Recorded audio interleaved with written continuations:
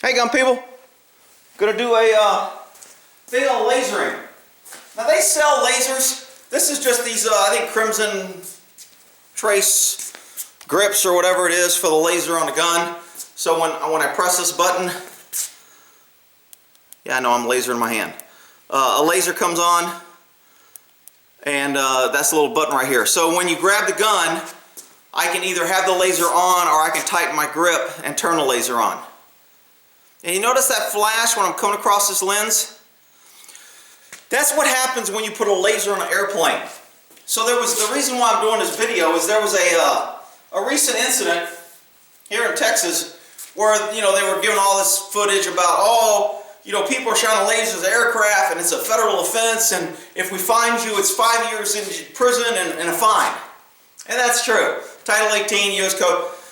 But if you look up federal law, and I love the way government picks and chooses, when it comes to immigration, since immigration is a federal law, local law enforcement can't enforce it.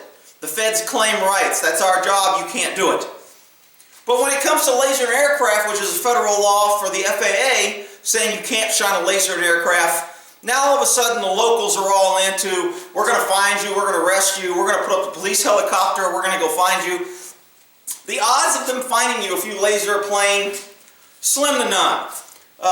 Planes are going pretty fast, they can't stop, they can't do it.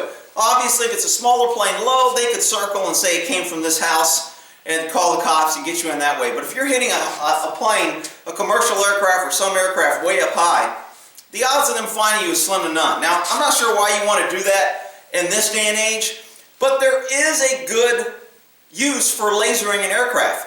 When I shine that laser in that lens, you saw that flash. Well, that will prevent a plane or a pilot from being able to see, to read his instruments. It can cause temporary flash blindness. So, lasering an aircraft of the enemy is a good thing. Now, who's the enemy?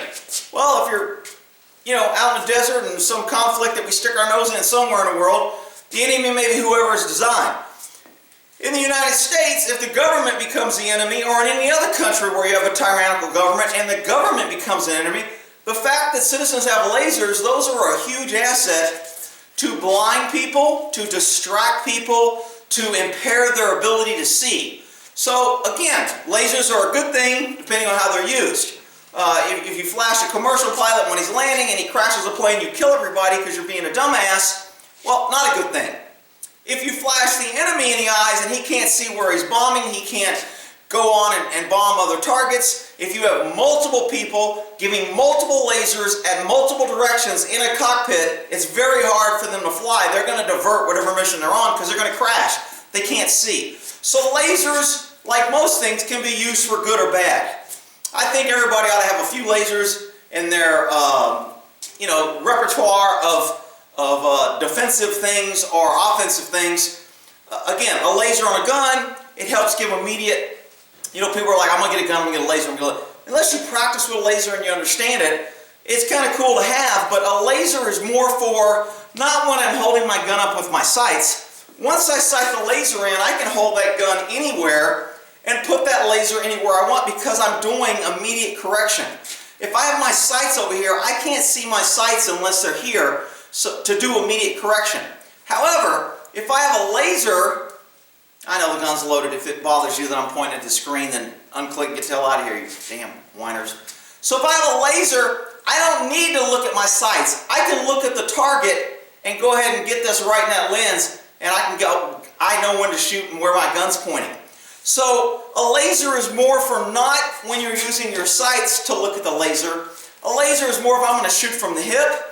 If I'm shooting from an area, if I'm using a mirror and I'm mirroring around a corner and I just want to stick my gun out to mirror for a target, I can use sight, visual, determination, I guess, to decide where my adjustments need to be before I pull the trigger. Because if your laser is sighted incorrectly, wherever the laser at, the bullet should hit close to that spot where the laser is. You can also see with a laser when you're jerking the trigger. When you pull the trigger and there's no bullets, you watch that laser and you'll see the laser jerk.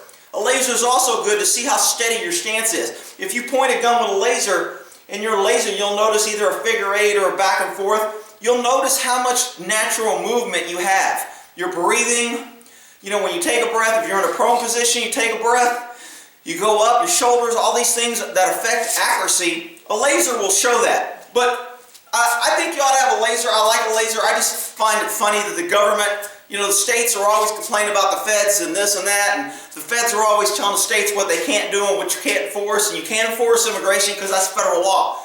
But when it comes to lasers, now all of a sudden the states want to do it. Now, I could get into the specifics about federal law and local law enforcement, and it's very convoluted, and opinions are varied out there on who can enforce federal law.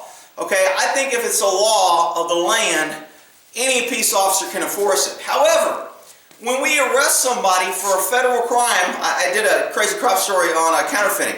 If I arrest you for a federal crime, when I book you in jail, there's a different procedure for holding somebody on a federal crime than on a state crime. See, because federals don't have jails. The feds have prisons, but they make the states do all their jailing, which is another thing the states could push back on and tell the feds, you know what? You hold schools over our heads, you hold money over our heads, you hold railroad money or roadway money over our head. You hold money over our head all the time. We're not housing your prisoners. You run a freaking jail. You want a house? But instead, the feds rent out and pay. Each jail, they have so many beds allocated for the feds. So there's beds that are not being used by states that are totally have to remain empty for federal crimes. So if the feds come in and arrest somebody, when they book them in a local jail before they get to prison, they have to know they have space. So the feds, of course, it's not their money, it's taxpayer money, what do they care? So they just spend all this money in every jail across the country, and they reserve so many federal slots. Now, obviously, small town jails that aren't full, I mean, I don't know if there's any jails that aren't full anywhere in this country, but if there are jails that aren't full, maybe they don't do it in those. But any city I've ever worked in, they've always had a certain number of certain number of beds allocated for the feds, that even though it was overpopulation and the sheriff is letting people out of jail, nonviolent crimes, we book them in and they let them out on a ticket because there's no beds for them. They're overcrowded. Even though there's empty beds, those are federal allocated that the feds pay the county each month to keep those open for federal crimes. So if a place doesn't have that and you book somebody in a federal, the jail's going to be like, hey, who's paying for this? It's a federal crime, the fed's going to pay. The feds won't pay unless they get approval. So you have to call the U.S. Attorney. When we book somebody on an Air Force base, if we had to book them in jail, we'd have to drive them all the way to Sacramento, because that's where the federal magistrate was, and we knew they had federal jails there, and we could book them there. But we couldn't book them locally.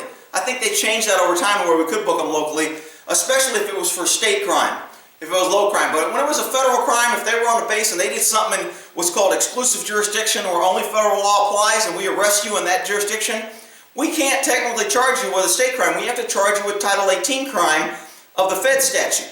So, you know, who can enforce federal law? You're going to get a bunch of varied questions. You know, they're going to say, anybody can. No, you can't unless you have specific permission from the feds. So the feds can pick and choose on what they want to let locals enforce. Locals ought to say, you know what?